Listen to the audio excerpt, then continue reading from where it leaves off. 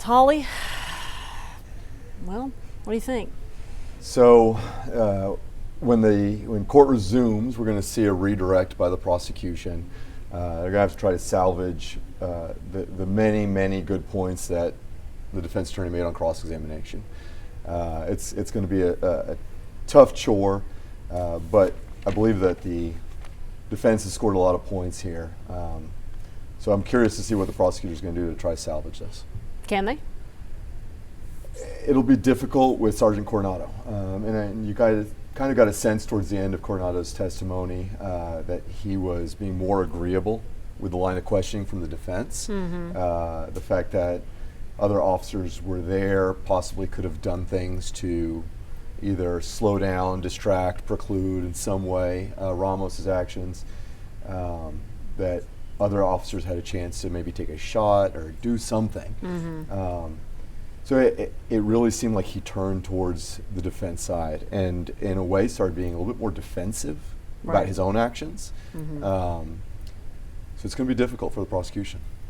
Yeah, and let me reset just a little bit.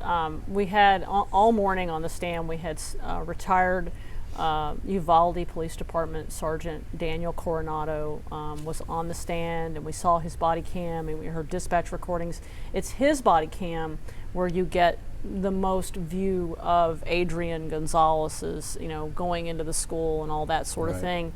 I got a text message from someone who was in the courtroom, and they said that it was a mic drop moment when the prosecution got Coronado to agree that Saucedo had the gunman in his sights with that AR-15 and didn't take the shot. Yeah, and he really emphasized the point with the defense attorney saying, listen, when you are defending yourself or another from imminent threat of danger, bodily injury, death, do you need to ask permission? Mm-hmm. And Coronado said, no, you don't.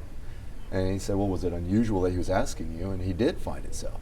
So you did have officers out there, other officers, who could have done something.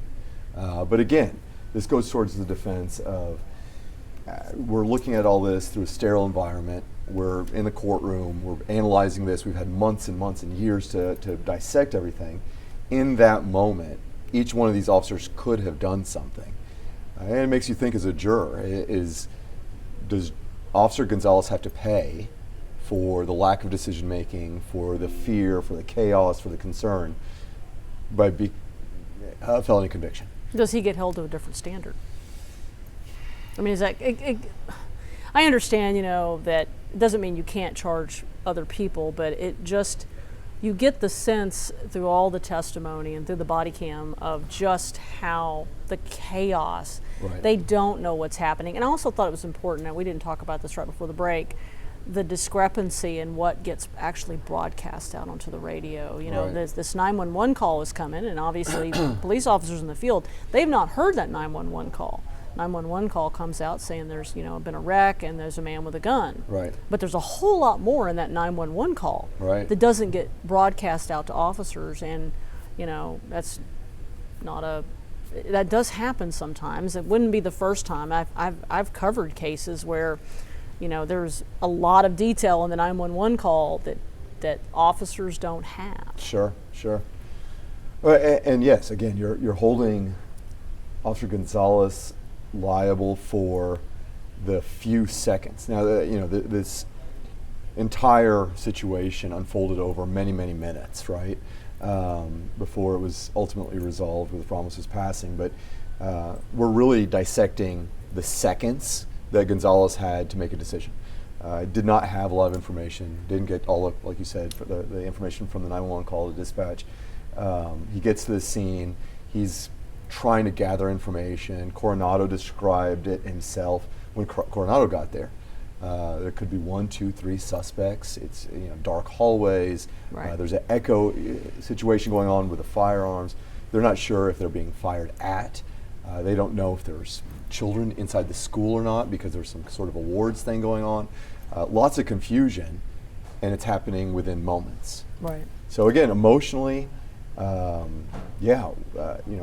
parents, as grown-ups, as anybody responsible, we want the police officer to run in there, kick the doors in, and do something. Right. But again, we're talking about the difference between a moral, emotional threshold versus a legal one. Yeah, and we've talked about this. Holding officers accountable criminally Yeah. is a really, I think, is still a difficult one. And and I thought that Daniel, Nico LaHood did a really good job when he was talking about how, you arrive there, but you park in one spot and then you drive around Right. away from the gunfire, trying to make him explain that, because aren't you supposed to run to the gunfire? Right. Kind of contradicts all that training that we've heard about earlier. All this active shooter training, Right. why are we waiting? Why aren't we running to the school? Because apparently we expect Adrian Gonzales to immediately run in the school. Yeah. Well, and he did follow up with that, and he got Coronado to admit that Gonzales did go into the school, in fact was in front of Coronado, Right. stayed in that funnel, that fatal funnel, and only left the scene when ordered to by a commander, by his supervisor. By Peter Ardondo. To go outside and try Call to for contact tactical. SWAT. So yeah, you can criticize the decision making, the training, the moment to moment thought process that Gonzales may have had, or the other officers there, but does that rise to the level of criminal liability? Yeah, because they seem to want to hold, because the focus is around his immediate actions upon arrival. Right. And it's a really short period of time. Right. Yeah, and that is any first responding officer could say, and I've questioned many of them both as a prosecutor and defense attorney. You're asking a lot. The first officer at the scene has to try to gather information that's being called in, not always clear, sometimes it's conflicting, Right. identify potential threats, identify potential victims, who can he help, what does he need, what type of reinforcements do you need. I mean, at that point when he first got the call out, again, the initial call was a car accident. And so there's all sorts of issues that are coming to play, and you're asking Officer Gonzales to make all these split-second decisions. And make them perfectly, Right. or you're going to be Right. held criminally Right. liable. Yeah. And we keep going back to it. I feel for the families. In no way does this assuage any of that, right? I mean, the emotional loss of losing your child like that is devastating. But the issue becomes, is this Ramos's fault, the shooter? Is this the police department as a whole for lack of training? Or are we going to hold Adrian Gonzales responsible? Yeah, and that's the hard part, because we've heard testimony from these teachers, and we've heard testimony from the parents that is just gut wrenching. For me, actually, the part in the trial that the part that hit me the most was they played the surveillance video from the school. And you couldn't see it, but you could hear it. Yeah. And you could hear one of the teachers calling 911, and you could hear the sounds of gunfire. And I thought, my God, the gunfire is never going to stop, Yeah. And then after that, and my heart just dropped. And then the other thing I thought for me that was really impactful was when they had the medical examiner testify and just go through kid by kid by kid. They're the ones that died, and I just and then we had a parent testified right after that, and it just you can't hear all that and not be affected. And they were saying at the beginning of the trial that there's not that all of these jurors, in fact, I think anybody that is in that courtroom or is listening to this, of course we're getting a little bit more of a sanitized version because we're Right. not seeing everything. You're forever changed by it. Oh, for sure. Yeah, and to your point, I mean, about the emotional part of it, I made a note of this before, and just kind of going through the timeline of things, and there were call-outs from officers, not necessarily with the testimony we heard today, but previously, about requesting resources and equipment and those ballistic shields and extra ballistic shields. And again, as a parent, you're thinking those little children didn't have resources. They Right. didn't have ballistic shields. Just go help them, right? And when you're watching that body cam footage of Coronado's, there's this emotional, visceral reaction to all that. I mean, it's just a tragic situation all around. It is hard, and it's hard. There's no good explanations for why it took them 77 minutes No. to finally make entry, and when you've got 370 plus officers out there, that is hard to explain. But but holding Adrian Gonzales accountable for the whole thing. Yeah, I don't think that's the resolution. Yeah, I mean, I agree. I think there's a failure in decision making, a failure in the chain of command in terms of how information went from one person to the other, failure in training, whatever the case may be. And they do need to be held accountable in that sense. What does that look like? I'm not sure. However, holding Adrian Gonzales out alone and essentially making him a scapegoat for those failures doesn't seem very just. Yeah, and it's a difficult one, and I don't, it's obviously going to ultimately be for a jury to decide. What do you think? Of course, we don't know what the jury's going to do, but if you were going to make a case like this as a prosecutor, what did you need to do? It's a very good question. I think that number one, establishing the emotional component is very big, because it's sad, and anything and everything that could have been done to prevent the death of one child, much less 19 children and all the others who are injured, all of that should have been done. And pointing out all along the way things that did not occur to prevent that are things to highlight as a prosecutor. But we talked about this earlier. I do think it almost would have been more beneficial to the state to have brought charges against several of the officers. If we're going to hold officers to this standard, then all of them who failed to act in a similar way should be held liable. And if that had been the case, I think it would seem less that this is just a symbolic situation where we feel bad for the families. This has been a tragedy. We don't have Ramos to go after, so we're gonna put somebody on for trial. So I think as a prosecution, they likely needed to keep it a little bit shorter than it's been, get more to the point. The emotional part of it needed to get played up, which they've done a decent amount of, but they've also kind of meandered a little too often. Okay, we have the judge on this. Thank you. Members of the jury, my apologies. Something's come up that's beyond our control. A juror's wife has been taken to the hospital over lunch, and he's at the hospital. We don't know the status, and we do have alternates, but the problem is we need to know the exact status and his ability to be able to continue to serve before we impanel an alternate under the law. So I'm going to beg your indulgence, and I'm going to apologize to you, but in order for him to get a status update and give us more information, we're going to have to recess today to allow him to do that, and we will resume with you tomorrow at 9 o'clock. He's going to hopefully be here tomorrow at 8:30 to update us on what his ability to serve is.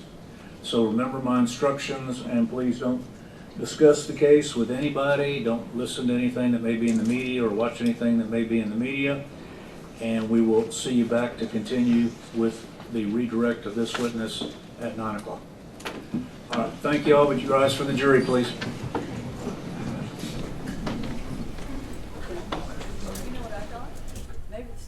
Okay, well, that was a bit of a surprise. Yeah.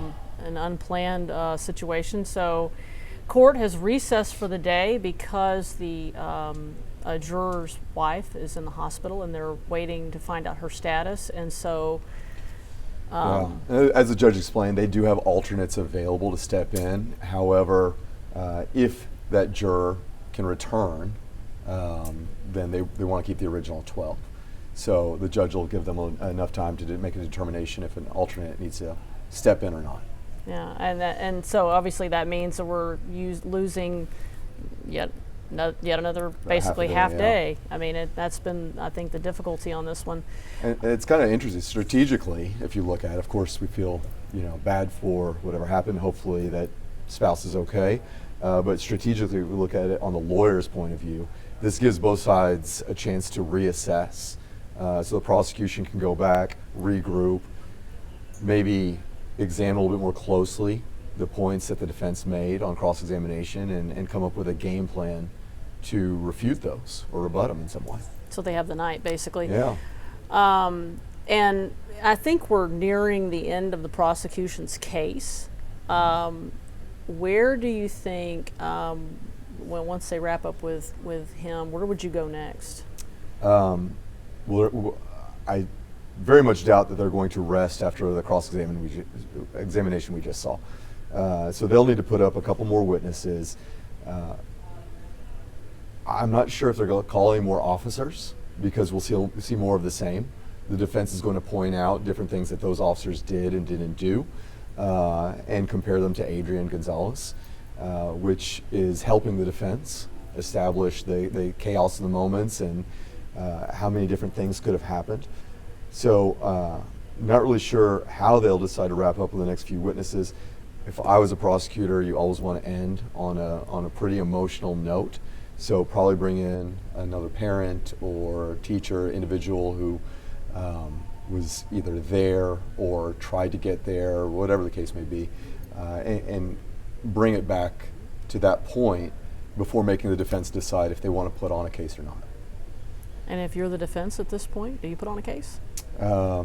Like I said earlier, at this point, after the cross-examination done by the defense on Coronado, I think they're in a good place. I may not feel compelled to do so right now. Have to see what else they put on, what else the state's going to put on. And again, sometimes less is more. 100%. And you said earlier, you would not, at this point, you don't put Adrian Gonzales on the stand. Yeah, I mean, early this morning and after looking at some of the previous testimony, I really did want to hear from him. I was putting myself in, I tell people all the time, it's not what I think or you think, it's what those 12 individuals think and how they view the case. And thinking about it this morning, as a potential juror, I would want to hear from Officer Gonzales. What was going through your head? Why didn't you run into that room? Give us some kind of explanation so that we can justify not finding you culpable for this. Right. But at this point, it does seem that Officer Gonzales, much like Saucedo and Mendoza and Coronado, were all kind of in the same boat. And they all showed up and they weren't sure what to do. And they did not intentionally, knowingly commit a crime. They were acting upon what they knew and trying to make decisions. Can we disagree with that? Of course we can. Emotionally, we want them to do something different. But I don't believe they're criminally liable at this point. Okay.